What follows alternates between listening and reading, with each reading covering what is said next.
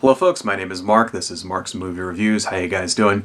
So I just got back from seeing Captain Marvel, and it's very, very fresh in my brain. I haven't written anything down for this, so I might be ranting a little bit. You know, it could be a disaster, but I don't know. Fuck it, let's do it. I really, really liked it. I thought the movie was great. You know, it's much, much better than what I've been hearing online about it. Major criticisms that I've been hearing online is that it's like boring, right? And that like Captain Marvel is like a Mary Sue, and visually it doesn't have any style to it.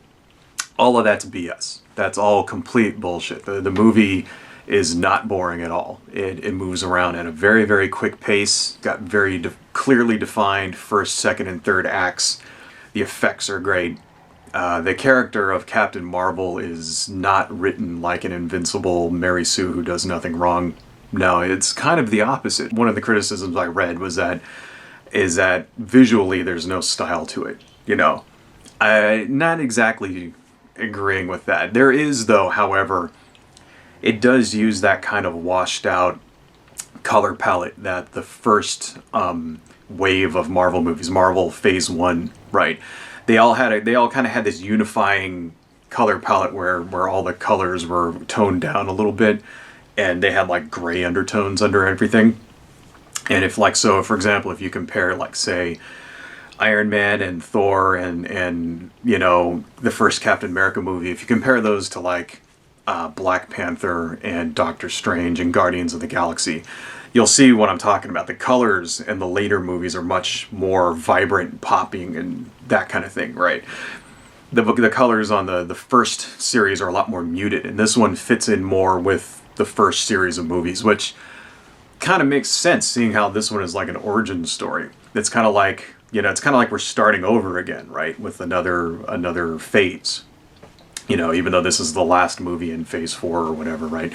In that sense, I think it actually might have been a conscious decision to do that, because then it ties it all in even more. It's like when you go cosmic, all the lights and colors and things are like very vibrant and strong, and when you're on Earth, you know, domestically and shit, everything's a little more muted and normal, right? And that's how this one looks.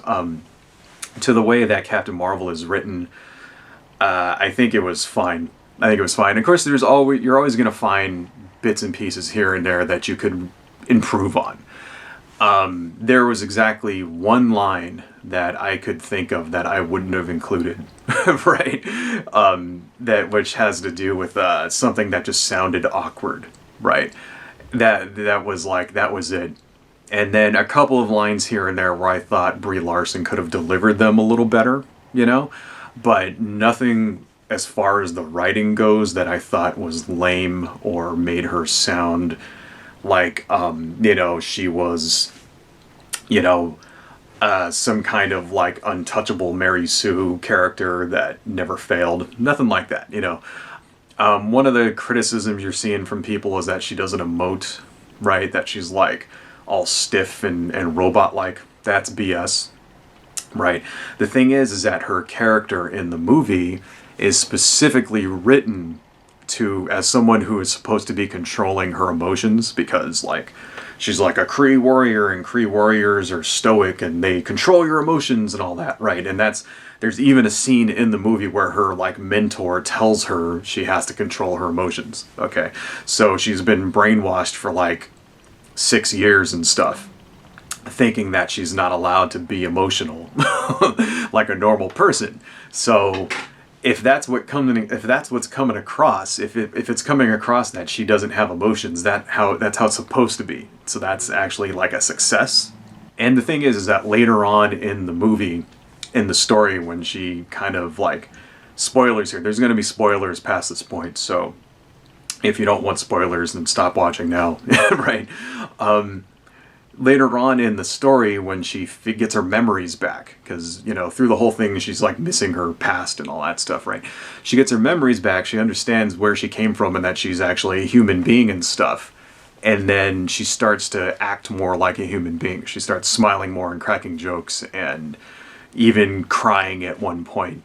And that's, you know, sort of like her getting over this mental conditioning, this brainwashing, right? And I thought that was really cool. Samuel L. Jackson just nails it as Nick Fury. He actually gets a lot of screen time in this one. He's definitely, you know, kind of like the supporting star, right? In fact, this movie he gets more screen time than in any other Marvel movie, right? They did this digital de-aging to him, which is nearly flawless. There were like one or two scenes where they did a close-up on his face where he was talking and his lips looked a little CG, right? One or two scenes. Most of the other scenes have him kind of standing back like this or something, and you can't, you know, he's like standing over here while somebody else is like in the foreground, and you can't even tell. You know, it looks really natural. I mean, it's come a long way, that de-aging. Like the first time I saw that kind of digital de-aging was in Tron Legacy. Like, if you think back to Tron Legacy and how they made, like, you know, they de-aged fucking, you know, the guy in that, what's his name? And it looked all weird and plasticky and video game like compare this to that and it's come so far. Like you don't even notice it. You're just like, wow, that's like a successful, you know, special effect right there. When you don't even notice that the CG is there, that's what makes it like perfect, right? And it was like they did it to him. They also did it to the guy Agent Coulson. He's in this movie too. And even though, you know, he actually doesn't look that old to begin with, they only had to de-age him like 20 years or something. Mainly they just gave him hair, right? He looked really good too, but Samuel L. Jackson, like, he looked like he was in Pulp Fiction. That's how young they made him look. Shit was crazy. Some people were saying that some of the interiors of the ships and things were too dark. Didn't have any of that. No, it looked fine. It all looked fine. I really think that some people online really were nitpicking, trying to find shit to make it, you know, bad.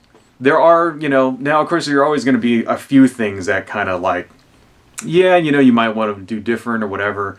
But there are no major plot holes that I could see. The thing is that I can understand, right? Because there's that sort of like Gamergate, Comicgate, like controversy where people are like brigading Rotten Tomatoes to give this like bad reviews and shit. You know, like the MRM guys, 4chan, those people. And I can see why they don't like it, because it has a very pro-feminist message. But it does it in such a way that it doesn't ram it down your throat. You know, it's very subtle, right? Carol Danvers doesn't have a boyfriend, right? She doesn't have a male love interest, you know. She doesn't have, like, nobody has to rescue her. In fact, she's the one that rescues, you know, Nick Fury, right? On a couple of occasions, right? She, through the whole movie, is constantly being told that she can't do it and that, you know, everything she has is a gift from her overlords, right? Which is like code words for the patriarchy, right? And, you know, we'll take it away. Things that have been given can be taken away and all that. And the theme through the movie is, you know, you don't need them. You don't need that outside validation. They're not the ones with the power. You're the one with the power, right? And it doesn't have to be a strictly feminist message, right? It's a good message for everyone, you know, that you have the ability inside, right? And you don't need to seek outside validation. That's the main thing. And it even, the last scene in this movie, major spoilers here, kind of lays it out for you, where it's like, she's, you know, she just thwarted this alien invasion, and she's on Earth, and there's her mentor, the guy that has been telling her not to express her emotions and shit. Right. The movie begins with them in a sparring match, and he just he just like fucking owns her, right? Takes her down, you know, easy. Then it ends when, you know, it ends, now she's fully realized she's got her superpowers, she can like fly and blow shit up, whatever, because she's like basically the MCU equivalent of Superman, you know, if you didn't know. She can like fly and is invulnerable and can shoot lasers out of her arms and stuff. And anyway, and her mentor is gonna challenge her to a fist fight, and he's like, you know, fight me without your powers, you know, show me that you can beat me, and she just zaps him, and, you know, walks up to him, and it's kind of like an Indiana Jones where he just pulls a gun out and shoots that swordsman, like same sort of thing, just zap, you know, doesn't kill him, walks up to him and is like, you know, I don't have to prove anything to you, right? Is what she says, or something like that, you know, like, and that's the theme. That's the message right there. You don't need outside validation. You can do it yourself. And, you know, and it's cool because that's not strictly a feminist message, even though that's something, you know, that sort of Rosie the Riveter, we can do it kind of thing. That doesn't have to be only for women. It could be for anyone who is feeling like that they're being, you know, oppressed or put down or living under the thumb of somebody else. It is really, really good. I think for me now, this is number 4 on my favorite Marvel movies list here. You know, the first being The Avengers, and then second being Captain America, the first Avenger, number 3 being Doctor Strange, and then this one I think ties with Guardians of the Galaxy and Black Panther for number 4. It's pretty up there. It's that good. Like I said, there are parts that I think, you know, there are always things that you think you can do better, that you would want to change or see better, but overall, I'm giving it, say, like 3 out of 5, 3.5 even out of 5. It's pretty good, you know. Anyway, go see it, folks. That's all I got. Adios.